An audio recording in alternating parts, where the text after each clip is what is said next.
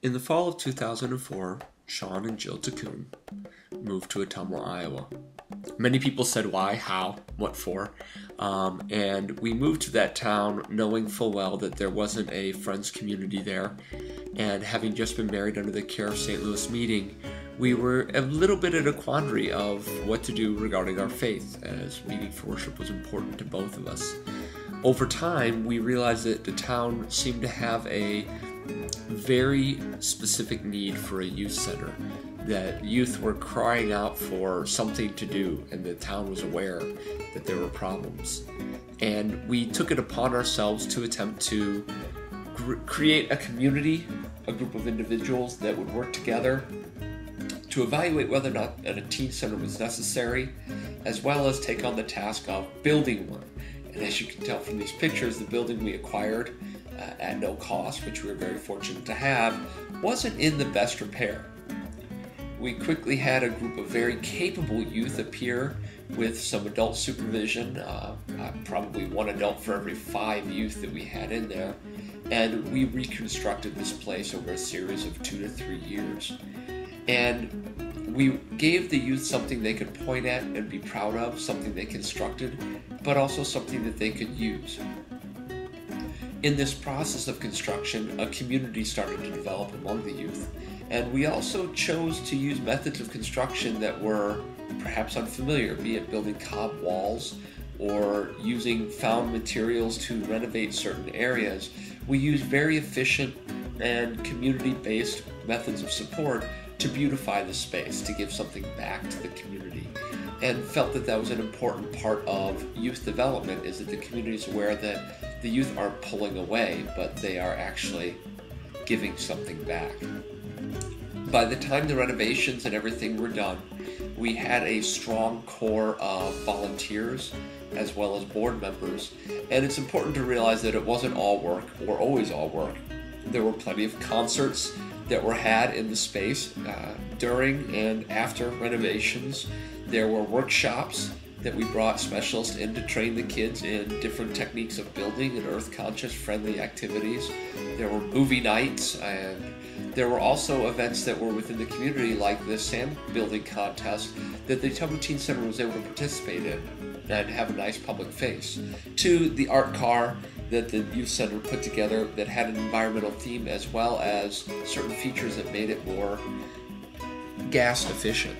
We even took trips to Indianapolis and other places, and in the end had a core of youth that, frankly, people would realize were the same ones that contributed to making that place special, could also enjoy it.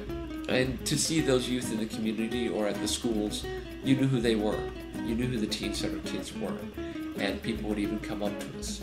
And we wanted people to know that we were willing to invest in our youth because we felt passionately that they are our future. I guess this begs the question, what kind of people would take on such a project? Well, these kinds of people. Jill and I met, and we quickly realized that we both had a passion for youth, our community, and the environment as well as education. And this was something that we grew and nurtured through Jill pulling me into an organization she worked in, delivering youth trips, coming-of-age journeys in the Pacific Northwest. Pulling in, really, there wasn't much pulling involved. Taking youth on these beautiful month-long trips, backpacking through the Pacific Northwest, and engaging in conversations about their world, as well as spiritual journeys and growth and adulthood and responsibility, wasn't a hard sell. We realized that these trips are really important, and there's just not a lot of folks doing it. So we began thinking about how can we take these trips in the Northwest and how can we import them into the Midwest? How can we have this shared experience and these sorts of trips occur, well, where we live?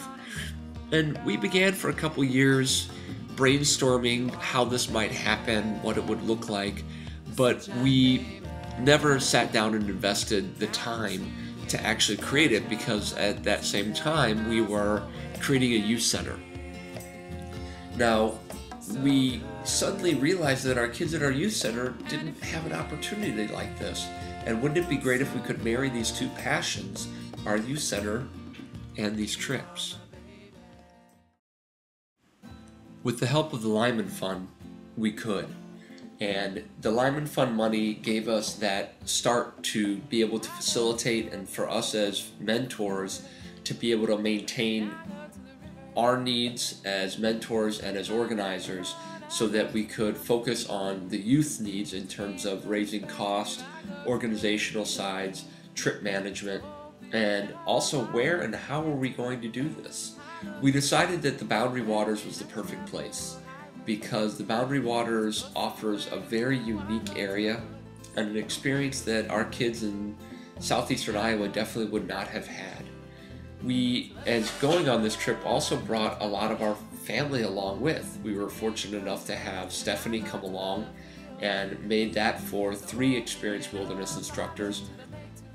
But also, we had those same youth that passionately invested in the Ottumwa Teen Center come to passionately invest in themselves and their growth. And it was an important experience that we took them to a place that they were unfamiliar in. The hero's journey requires the hero to go somewhere that isn't familiar, and the Boundary Waters were this perfect place. We were able to attend the trip, learn, have family together, as well as grow in our capacity to deliver these trips. We had a lot of organizations support us, and we had a lot of learning ahead of us because we didn't do it all alone. We collaborated with the Boy Scouts, we collaborated with some organizations that handled whitewater travel, and we had to find some of the ins and outs of working with these organizations, like packing a lot of stuff, or how you organize teaching people the safeties. And these issues became just very revealing in what we wanted from the trips as well as what we could provide. And we walked away from the trip knowing as facilitators what it will look like next time, taking notes and also having established relationships so that we aren't working through some of these relationships in the future. We also, as facilitators, are now well trained in whitewater rafting and whitewater kayaking, something that I think added to the trip because in a kayak you're alone, and that's very different from a canoe in which you're working with someone. And we wanted this to be a spiritual journey that people went on as individuals and had to face their own challenges. And when on the water, the kids could challenge by choice. We had whitewater, we had level 1, and I think at one point level 3 rapids that I think almost everyone fell out of their boat on. And this portion of the trip let our youth build their confidence in themselves and what they could do. Which leads me to what was one of the most important portions of the trip for Jill and I, the solo. A time in which the youth would be alone in the woods. We spread them out around a lake, and of which there are many up in Door County, Wisconsin, and gave them the basic supplies that they would need for survival, and they had 24 hours to themselves. This was a time in which they were possibly in a strange environment, but they could build fires, do whatever they wanted within that space, but they had to be alone. This was a time of reflection. And this has always been our favorite part of the trip, because what a person does when they're alone in the woods is very telling. And it harbors back to many spiritual journeys, whether it be learning to build a fire or learning your way around. These skills become a metaphor for how you approach problems in life and what's going to stand between you and obstacles throughout life. We feel that in the end this trip was an incredible first experience for us as solos in leading it, but also is something that the youth speak about today. And we continue to have great connections despite having moved to another state with these youth via Facebook, via other resources, even playing online games, and are very rewarded at being able to be their mentors in this process.